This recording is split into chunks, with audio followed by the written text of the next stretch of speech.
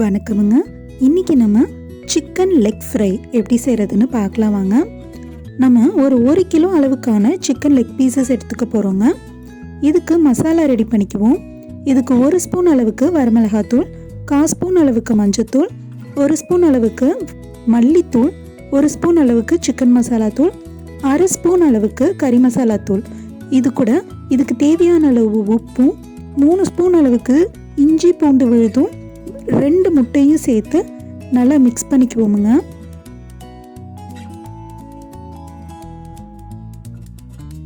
இப்போது நம்ம சிக்கனோட அந்த லெக் பீசஸை நடுவில் சின்ன சின்னதாக நம்ம கீறி விட்டுக்குவோம். அப்போ தான் மசாலா நல்லா உள்ளே இறங்கும். இந்த மாதிரி நல்லா கீறி விட்டுட்டு நம்ம ஆல்ரெடி ரெடி பண்ணி வச்சுருந்த அந்த மிக்சரில் போட்டு நல்லா பெரட்டி வச்சுடுங்க.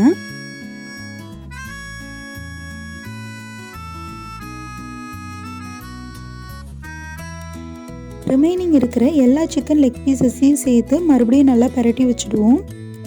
இது கூட நீங்கள் இந்த ஸ்டேஜில் லெமன் சேர்த்திக்கலாம். லெமன் ஆப்ஷனல் தான். இது எல்லாத்தையும் நல்லா பெரட்டினதுக்கப்புறம் ஒரு 1/2 ஸ்பூன் அளவுக்கு பெப்பர் பவுடர் சேர்த்து மறுபடியும் நல்லா பெரட்டி வச்சுடுவோம். இது நல்லா பெரட்டினதுக்கப்புறம் ஒரு 1 மணி நேரத்துக்கு இதை நம்ம ஃப்ரிட்ஜில் வச்சுடலாம். அப்போ தான் மசாலா நல்லா செட் ஆகும். 1 மணி நேரம் கழித்து ஒரு பேனில் தேவையான அளவு ஆயில் சேர்த்திக்கலாம். ஆயில் சேர்த்திட்டு ஆயில் நல்லா சூடானதுக்கப்புறம் ஒவ்வொரு பீசஸாக போட்டு பொரிச்சு எடுத்துக்கலாம். நீங்கள் இதை போட்டு பொரிக்கிறப்போ நம்ம ஒரு சைடு போட்டுட்டு உடனே திருப்பிடக்கூடாது. ஒரு 5 மினிட்ஸ் வெயிட் பண்ணுங்கள். 5 மினிட்ஸ் கழித்து மெதுவாக நீங்கள் இதை அடுத்த சைடு திருப்பி போடுங்க. இல்லை அப்படின்னா மசாலா பிரிஞ்சிடும். பொரிக்கிறப்ப அடுப்பு லோ ஃப்ளேமில் இருக்கான்னு செக் பண்ணிக்கோங்க. இல்லை அப்படின்னா மேலே வெந்திருக்கும், கீழே வேகாமல் இருக்கும்.